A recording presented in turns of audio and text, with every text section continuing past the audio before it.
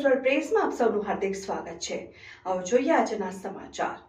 ક્રિયા ખારાવાલા ફાઉન્ડેશન દ્વારા કલમ સર ગામમાં શિવણ મશીન અને સર્ટિફિકેટ વિતરણ કાર્યક્રમનું આયોજન કરવામાં આવ્યું।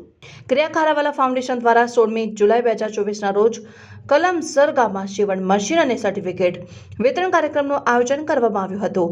ક્રિયા ખારાવાલા ફાઉન્ડેશન દ્વારા 2019થી મહિલા અધિકારીઓને શિવણની તાલીમ આપવામાં આવી છે અને 2024ની શરૂઆતથી 10મા નંબરની બેચમાં 23 મહિલા અધિકારીઓએ તાલીમ ચાલુ કરીને તેઓની તાલીમ 30 જૂનના સમાપ્ત થઈને 23 બહેનોને સર્ટિફિકેટ આપી સન્માન કરવામાં આવ્યું અને દરેક બહેનોને ઇલેક્ટ્રિક મશીનથી ચાલતો સંચો આપવામાં આવ્યો।